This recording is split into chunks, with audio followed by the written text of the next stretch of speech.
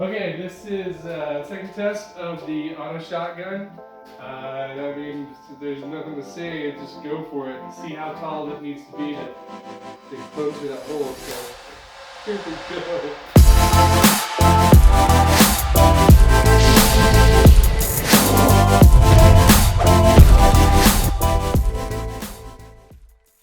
I am currently taking Mark Rober's engineering class. It is a ton of fun.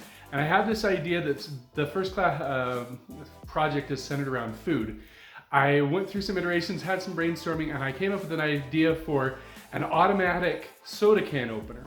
And what I'm doing is calling it the automatic pop can shotgun. I wanted to show the first prototype for this build, which was basically a tube. The cup sits down, tube here, just to drop the can down. So the can goes down the tube and hits this. So inside of here, you can see it's dropped out the bottom. Inside of here, this sitting right here would be this guy. And this is just a sink strainer, but I've added a spring to it and these guys. Okay, this is second test of the auto shotgun. I mean, there's nothing to say, just go for it. See how tall it needs to be to poke through that hole. So here we go. Holy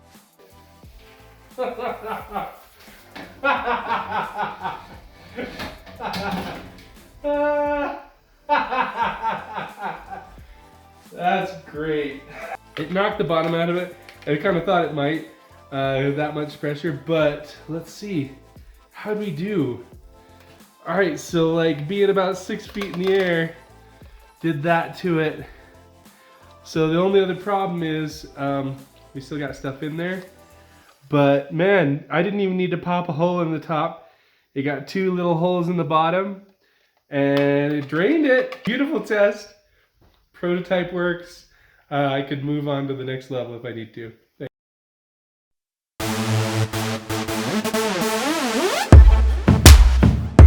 Alright, this is the auto shotgun test. This is final build before modifications, just to see if it works. I am actually kind of nervous. Test in 3, 2, 1.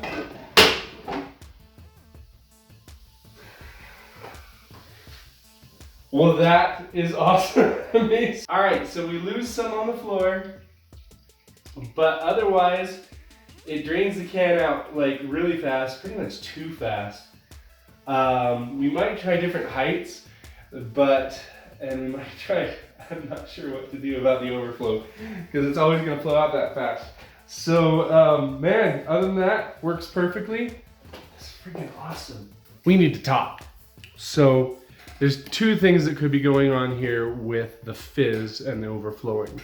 Number 1 is it could just be that the force of that is just shooting a fizzy soda out into the cup, and that's why it's overflowing. Number 2, I've been using ice in the bottom of the cup, and we know that because of the Mentos Diet Pepsi thing that happens is that the more surface area there is around that Mentos that allows that to like expand really quickly. So I need to actually run an experiment where I don't have ice in the cup.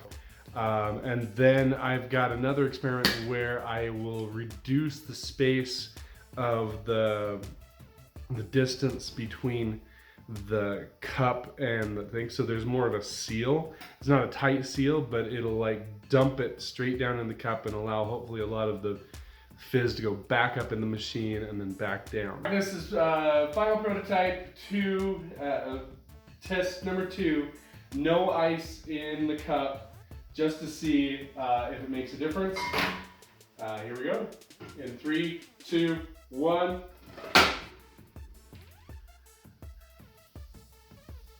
Oh, we still got overflowing. So this test, I don't think it'll work, but I'm gonna try it anyway. It's a test with a much tighter seal to the top of the lid. So I just took it off the platform. It's just sitting on top. I'm highly caffeinated today, so this might be my last test. 3, 2, 1.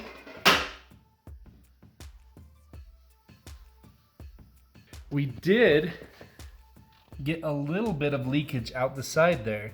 The seal actually worked really well. So if I could find a way to seal this on a regular basis or just hold it there, that might work. I'm also debating an expansion chamber right there below where it punctures it, so that it'll expand into that and then dump into the bottom.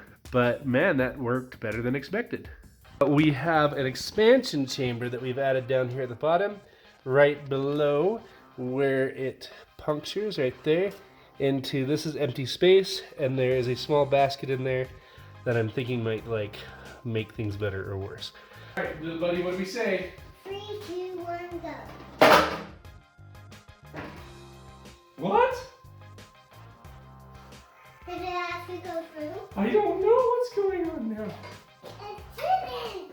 Number 1. What is going on? Expansion chamber test in 3, 2, 1.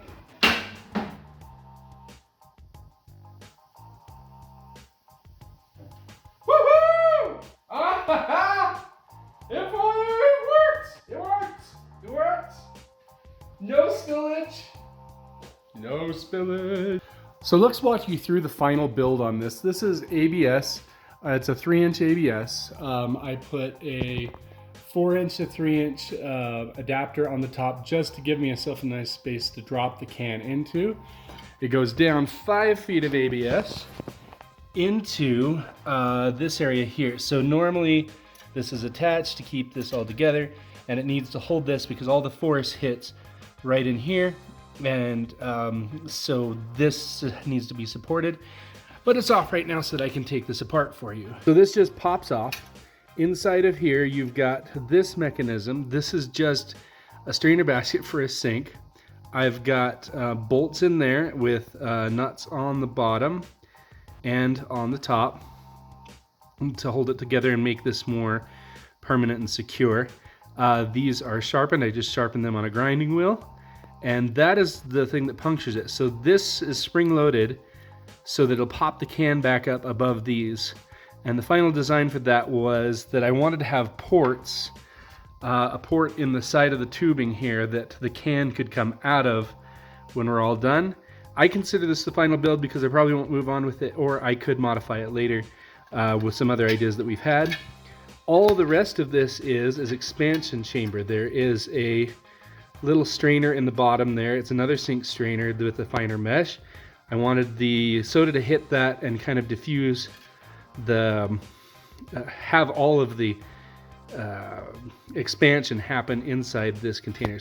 The expansion goes into then, this is a 3-inch to 2-inch, and any future builds, like if you wanted a tube or anything like that, you could come off the bottom of that. So that is the build. It's super simple.